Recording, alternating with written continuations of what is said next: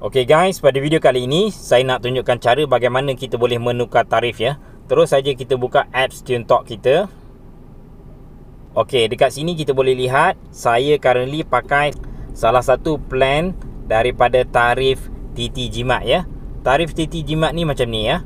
Okey, currently ini TT Jimat. Dia ada plan nama bebas 55, fokus 40, fokus 33, high 35, best basic 28, high 15, call 20 ya.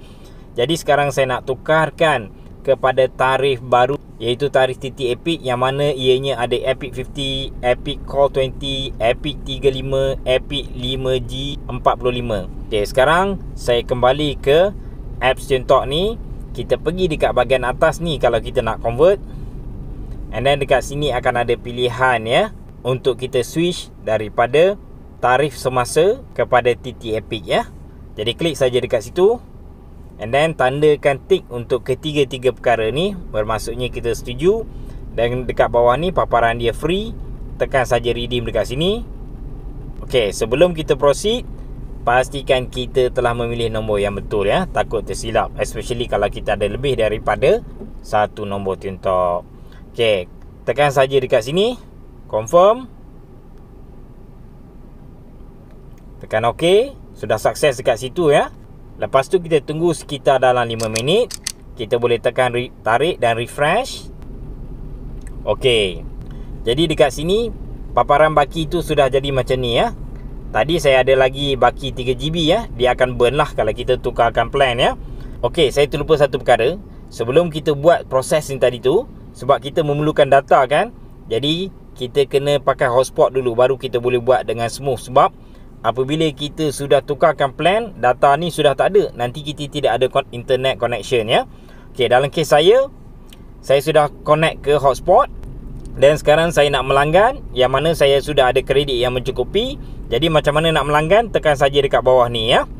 Bila kita tekan dekat plan bawah ni, kita akan nampak plan Epic sudah, plan yang baru. Sebelum kita convert kepada plan Epic ni, yang tertera dekat sini adalah plan-plan di bawah tarif TT Jimat ya. Sekarang sudah jadi tarif TT Epic, maka semua ni adalah plan Epic lah. Buat rakan-rakan yang berminat, sila join dengan rakan-rakan Team Titan 1 Malaysia. Sebab tawaran kami bukan sekadar SIM card, kami berikan sekali apps top up berkomision paling tinggi secara percuma kepada semua user-user dan dealer-dealer di bawah network Team Titan. Ianya akan memberikan penyematan 5 hingga 8% seumur hidup dan boleh menjadikan bil top up kita menjadi percuma. Jadi rugilah join hanya dapat SIM card, sedangkan join dengan Team Titan bukan sekadar SIM card yang dapat, tapi dapat SIM card dan juga dapat apps top up berkomision paling tinggi dekat Malaysia.